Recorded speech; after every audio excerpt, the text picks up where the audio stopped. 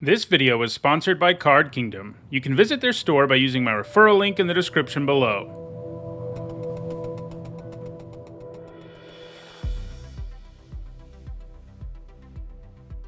Hi everyone, I'm nickthos, and it's time for another MTG Top 10. The series where I usually rank cards based on their historical performance at Magic's highest level of competition. Sometimes though, I like to rank cards based on different criteria, and that's what we're doing today, with a look at the 10 most expensive cards that are legal in Pioneer. In this kind of video, I look at the most expensive cards in this category and I explain what exactly makes them so expensive. I've done several most expensive lists over the last year or so, and most of them are dominated by really old cards for obvious reasons. Those cards are, generally speaking, much harder to find, so I thought it would be interesting to do a most expensive top 10 that only looks at Pioneer legal cards, so some other cards would have an opportunity to shine. Pioneer is a non-rotating format that was introduced in 2019, and it features cards released from 2012 all the way through to today. For the prices in this video, I'm using the Card Kingdom near mint price for the Pioneer legal printing of the card only. In other words, I'm not going to have alpha cards that are legal in Pioneer as a result of reprints and things like that. Additionally, we're only going to look at the price of the base card, not the premium etched foils and things like that. Alright, let's take a look at the 10 most expensive cards in Pioneer. At number 10, it's Amonkhet's Anointed Procession, which costs about $38. This enchantment costs 3 generic and a white, and it makes all of your effects that make 1 or more tokens make twice that many tokens instead. Procession saw a tiny bit of play in Standard, but never top 8'd a major event, and it doesn't see play right now in any 60-card formats. This is because a 4-mana card that doesn't do anything immediately is kind of a liability in those formats. The main reason for this card's price, then, is Commander, where it's heavily played. Token-themed Commander decks are among the most popular ones out there, and pretty much every one of those needs to have Anointed Procession in it. Procession can be found in more than 120,000 decks on EDHREC, and it appears in almost 10% of all decks with white in them in the format. That's pretty crazy, because obviously Procession doesn't do anything in a pretty big chunk of decks, so reaching a full 10% shows you just how popular token decks are, and just how important Procession is for those decks. At number 9, it's Theros' Nickthos Shrine to Nyx, which costs about $39. Nickthos is a land that can tap for a single colorless mana, but you can also pay 2 and tap it to add mana equal to your devotion to a particular color. This means you get 1 mana for each colored mana symbol of a single color that appears on your permanents. Nickthos is heavily played in both Commander and 60-card formats, really driving its price up.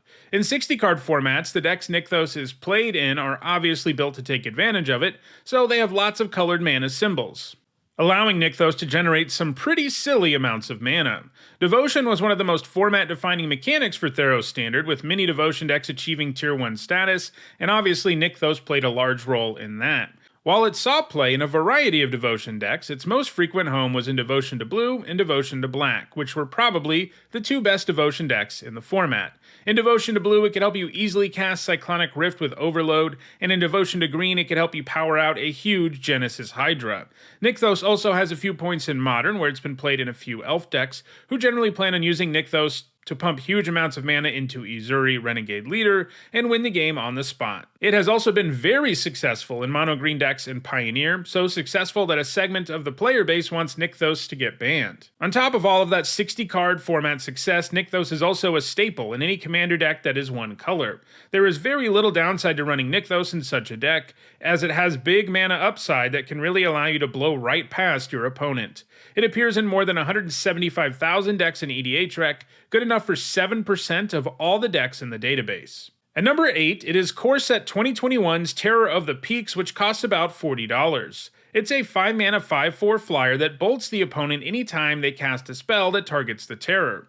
Additionally, when another creature enters the battlefield, it does damage equal to that creature's power to any target. Obviously, that's amazing, as it basically makes all of your creatures into removal and burn spells, and that can allow you to do insane amounts of damage in a hurry. It's also nice that the Terror makes sure it punishes your opponent one way or another, so it doesn't feel completely awful if it gets removed right away. While it hasn't seen a ton of play in 60-card constructed formats, it has found moderate multi-format success, as it's appeared in the top 8 of major events in Standard, Pioneer, Pioneer, Historic, and even Legacy, so there is some demand for the Terror in 60-card formats. But this is another case where Commander is probably the biggest factor in its price tag. If you're playing a red Commander deck that plays a decent number of creatures, you're usually going to play the Terror. It's a must-kill threat when it comes down, and it can rapidly reshape the board in your favor. It appears in 7% of all red decks on EDHREC. At number 7, it is Darksteel Forge. This is the only card on the list that doesn't have its original printing from a Pioneer legal set, as it made its debut in Darksteel, as you could probably guess from its name. But its Pioneer legal printing in Magic 2014 is still expensive enough to make the list, as it costs about $41. The Forge is a 9-mana artifact that makes all of your artifacts indestructible. Obviously enough, this includes the Forge itself, so if it comes down, it is a serious problem, as there are very few ways to actually deal with it, which means there are very few ways to deal with any of your artifacts. At 9 mana, the Forge has never been a card that's seen play in Magic 60-card constructed formats, so this is a case where Commander, combined with general scarcity, has led to the Forge's price tag. If you're playing an artifact deck in Commander, you're going to need to have one of these, and while it has several printings, they are either fairly old or only at Mythic Rare, so there are still not really enough out there for everyone who needs one for their Commander deck. At number 6, it is Kaldheim's vornclex Monstrous Raider, which costs about $43. He's a 6-mana 6/6 with trample and haste, and he has the powerful ability to double the amount of counters you put on your permanents, while cutting in half the number of counters your opponent can put on their permanents. Those abilities are obviously really nice, and the sweetest thing about the counter-hosing effect is that it greatly weakens most planeswalkers, since they can't raise their loyalty with +1 abilities anymore, and the ones that come into play when vornclex is already on the table also come with half their starting loyalty. Planeswalkers are super powerful, so hosing them so hard is great, especially when attached to a big beater like this, especially because vornclex also makes all of your planeswalkers even better. In Standard, vornclex was played in Sultai Ultimatum decks, which looked to cast Emergent Ultimatum as quickly as possible, and vornclex was one of the singleton cards you could search up and put into play. He's also played in more straightforward mono-green aggro decks, as well as Pioneer Devotion to Green decks, where it appears alongside nickthos. In short, vornclex has some serious demand because of his power in 60-card constructed formats, especially Pioneer, but Commander also plays a role in the high price. He's a fairly popular Commander, appearing in that role in over 3,000 decks in EDHREC, but he's far more popular as a card in your deck itself, appearing in almost 60,000 decks. There are lots of Planeswalkers and other counters in most games of Commander, so vornclex's pair of abilities are useful in almost any game.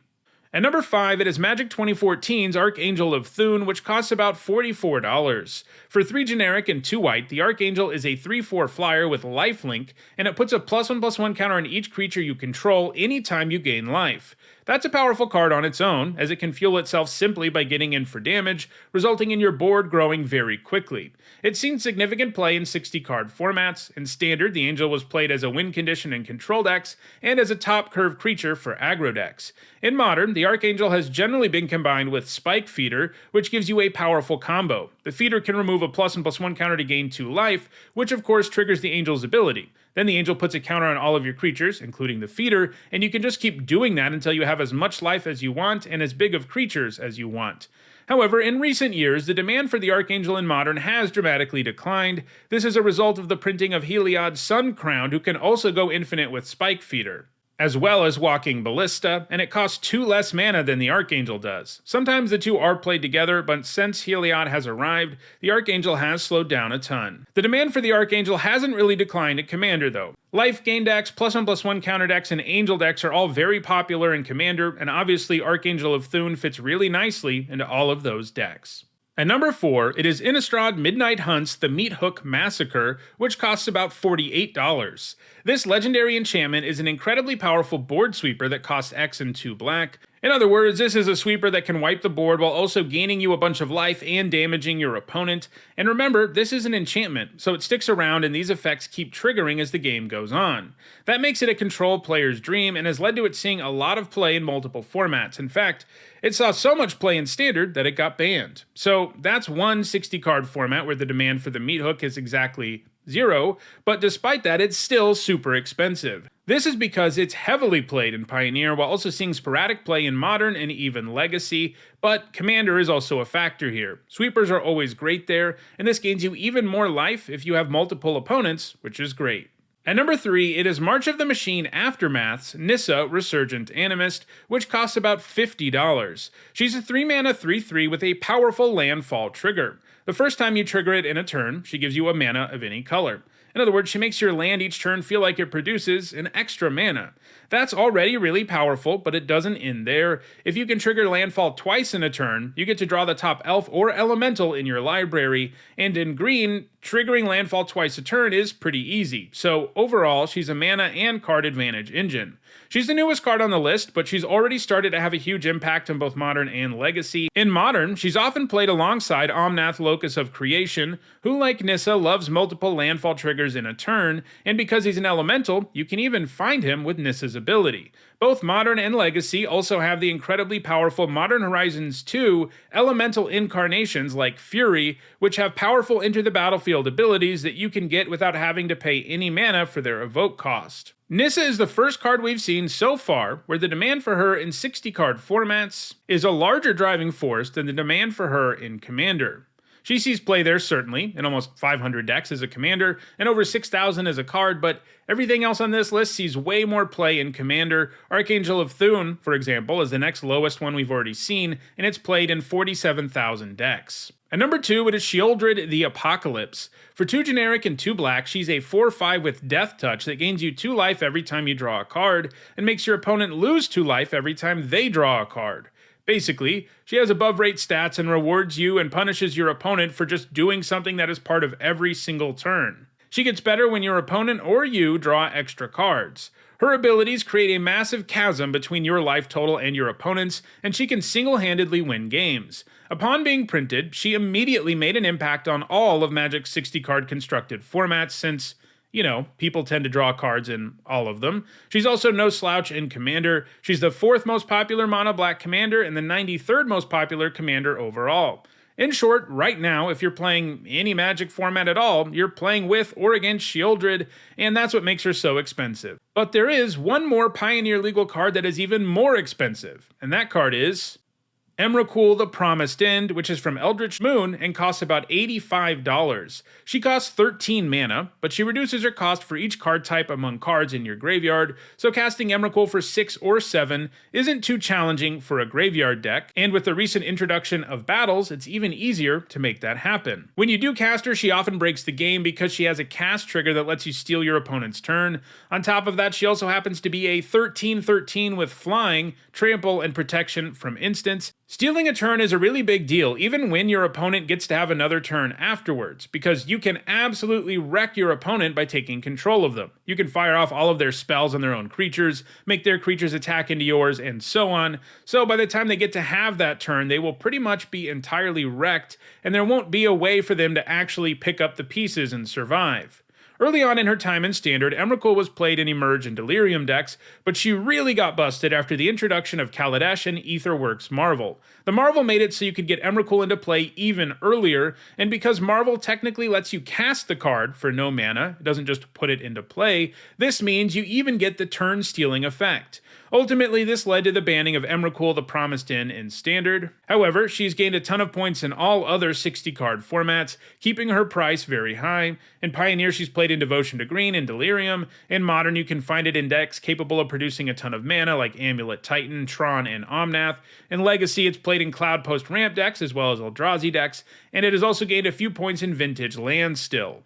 While seeing play in all of those formats is certainly the biggest reason for Emrakul's $85 price tag, she does also see significant play in Commander. Obviously, she doesn't make for a great commander herself, as choosing a colorless identity really limits your options, but she does see play as a card in the main deck quite often. However, she's a little underplayed in the format, because if you're playing a graveyard deck that can really lower her cost easily, there's not really a reason not to include this powerful Eldrazi, although part of the reason she doesn't see more play might just be this price tag itself. So those are the 10 most expensive Pioneer legal cards in Magic. If you want to own any of these cards, check out the description where you can find a direct Card Kingdom link for each card that appeared in the video. If you want to make sure you catch future videos, don't forget to subscribe and turn on notifications. If you want to catch up on past videos, including more that look at the most expensive cards in the game, you should see a playlist on your screen shortly. And if you want to go the extra mile in supporting me and the channel, you can do that by becoming a patron or a channel member. Thanks for watching.